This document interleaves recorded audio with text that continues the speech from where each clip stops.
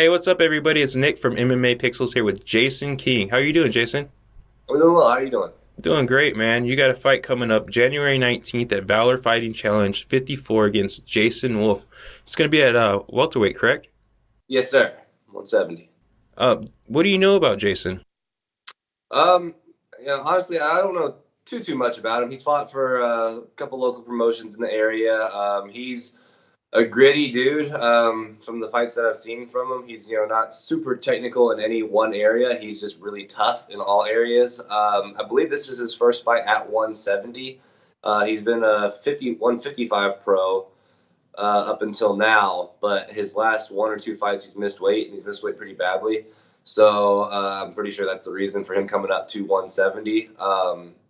From what I can see in video, I don't really spend too much time watching video of my opponents, but from what I've seen, he seems like a really big 155er. But as far as the 170s go, he's just another normal guy.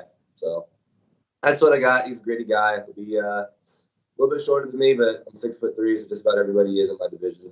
So it'd be fun. Right, yeah. Any worries that he might miss weight at 170 or no? I hope not. I've had several people miss weight against me. It's just kind of one of those things where if it happens, it happens. I'll take your money, and I'll take as much of it as I can. I'm still gonna fight you. So I think.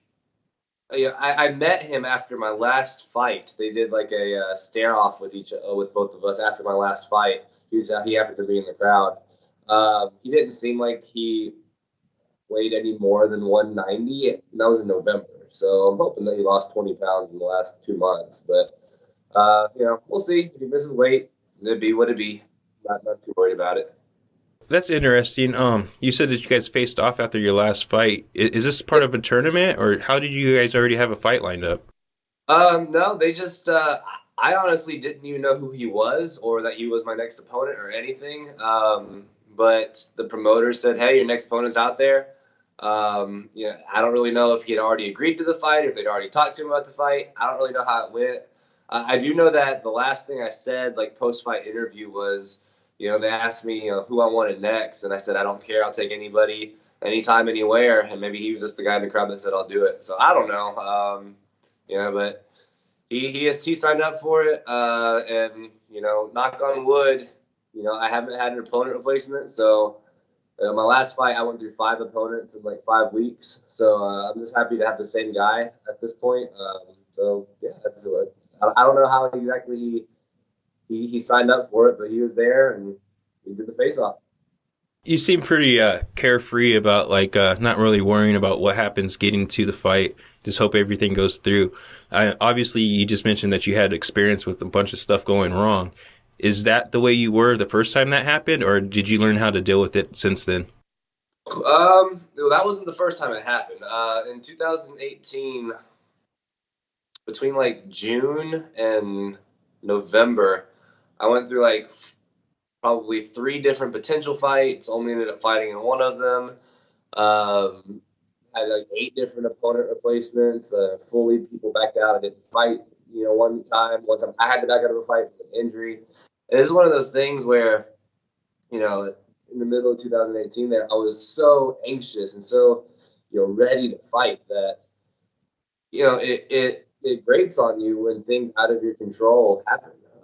So you kind of have to have this mindset, in my opinion, of there are only a few things that I can control in this world, and even to that degree, you can't really control those either. I can control what I do, I can control how well I prepare, and even then, you run into injuries, you run into so many things that are out of your control. So to worry about it, to worry about what my opponent's good at, to worry about whether he makes weight, to whether worrying about if he's even going to be my opponent, whether I worry about it or not, it's not going to change anything. So why worry about it? Just, go out there.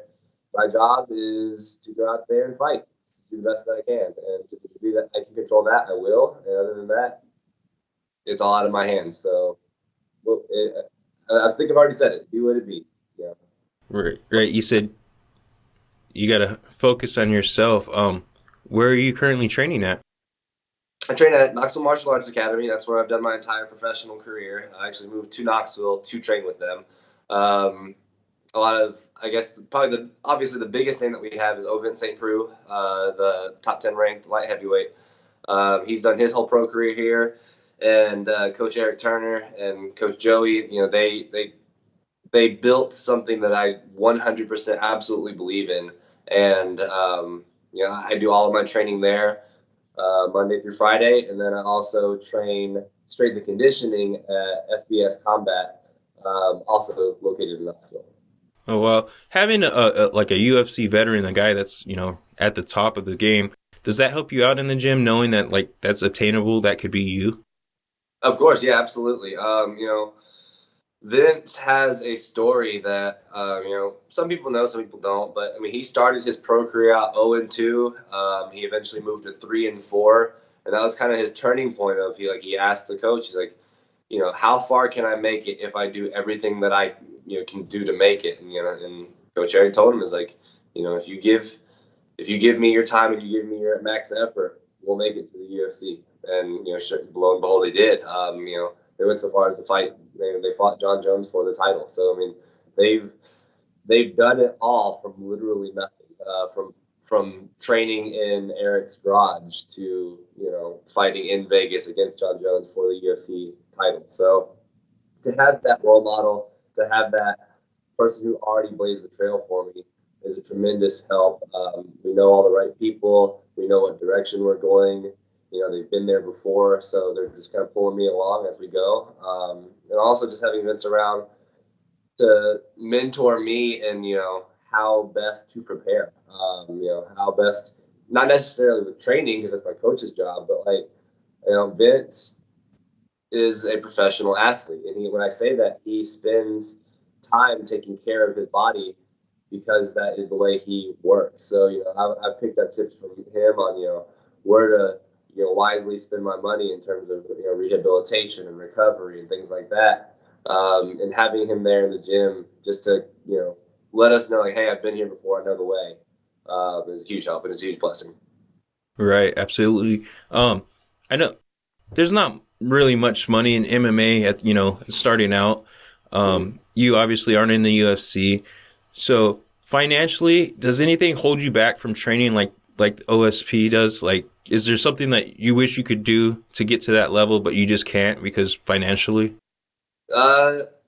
I am very blessed to say no, mostly because I took some pretty huge risks and got to the point where I can make my own training schedule and I can do what I need to do to get to the top.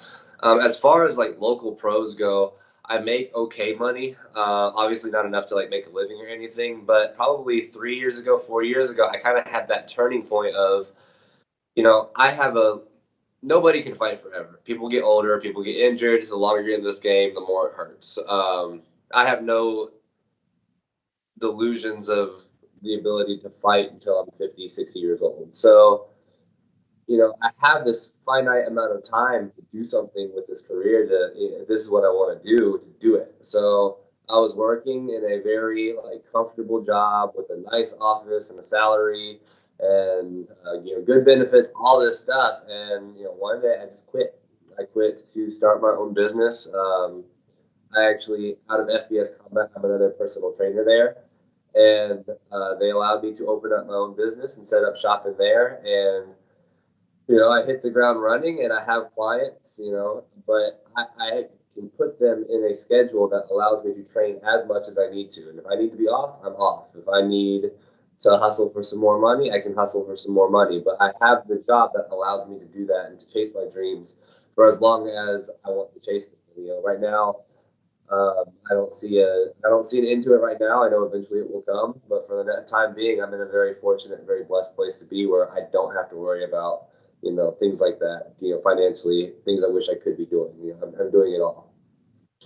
2019 just started. You're taking your first fight January 19th. Where do you see yourself at January 2020? January 2020, I would love to be signed to a bigger promotion. When you first start in MMA, you only think like UFC, UFC, UFC. UFC's cool. Don't get me wrong. If they send me a contract, I'm not going to say no. But Bellator is right up there too. They're giving a lot of great opportunities for fighters. ONE FC is also something that I would love personally to go to. I'm half Korean, and they have a pretty big command on the Asian market. And they have the pride rules, and they have the ability to travel and see the world. These are all things that interest me. So even the UFC is not the only act. Basically, what I'm saying. I would like to be in 2009 or 2020 at a point or very close to a point of being able to support myself and my family almost entirely through fighting. So that would be my goal for 2020, is to at least be close to that point. Right on. Have you been to Korea? Yes, yeah, I lived there for a couple of years. My dad is in the military, or he's retired now, but he was Army for 25 years, so I bounced all over the place and lived in Korea for a little while, visit there probably every 10 years or so. So, I've been there. Even they have Road FC, just being able to go back to a place like that where, MMA provides so many opportunities. One of the other things that personally I would just love to be able to do is travel. Vince has fought in Singapore and Japan and Brazil, and these are all places that he got to fight, and he got to make money, and that's awesome. Sometimes you win, sometimes you lose. All that's great, but he got to travel the world, and he got to travel the world on UFC's dime, and I look forward to moments like that in my life as well. Right on. And I know you said you have a business where you're training, and the fans, they want to follow your career, and see 2020 getting that big contract. Where can the fans connect with you on social media? Yeah. I don't use Twitter a lot, but the two best places to reach out to me are Facebook and Instagram. On Facebook, I'm the Asian Persuasion, Jason King. I'm fairly certain I'm the only one. So, you can check me out there. And then Instagram, it's Asian Persuasion _MMA. And you can come, you'll see things about fighting. You'll see things about personal training. You'll see some things about food. I'm a Lockhart and Leith certified nutritionist. So, I'll post some food stuff there. I'm a big dog person, so you'll see a lot of pictures of my dogs. What kind of dog? I have two dogs right now. I have two rescues. One of them is a mutt. Her name is Muffy. She's very skittish. She's abused pretty severely the first couple of years. So we've rehabilitated her for the past 2 or 3 years. She's mostly happy dog, but she still doesn't like older men with beards. So sorry, probably won't like you. But then the other one... Who doesn't like Santa Claus? I don't know. Yeah. I think if Santa Claus came to the house, she'd crap herself. But the other one is actually a coonhound, and he has 3 legs, and his name is Lieutenant Dan. But he's my old man. He's about 10 years old now, and he just hops along. He's happy-go-lucky dog. He's another rescue case. He lost his leg in a hunting accident. He was a former hunting dog, and now he's just kind of like my little hop-along buddy. And we're planning. Me and my wife are planning on getting another dog probably in the next month or so. She wants a puppy, so it's time to get her a puppy, and then we'll probably be a 3-dog household for a while until one of them passes from there. But yeah, I love dogs, have forever, and when I say family, I guess that's what I mean. Me, the dogs, my wife, who's also another pro fighter. It's a very interesting life that we live. Is she going to be in your corner? Your wife, not the dogs. I don't know. Probably not. Typically, my corners have always been Coach Joey and Coach Eric.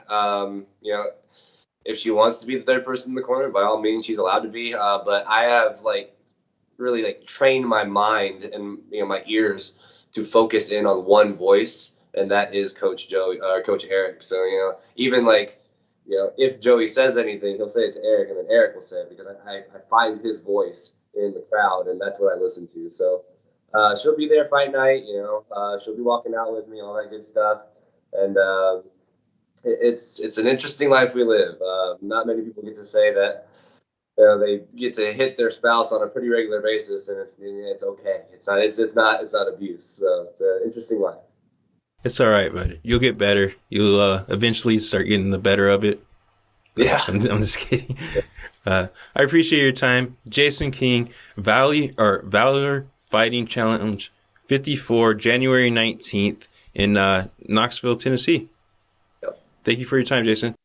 Thank you. Have a good day.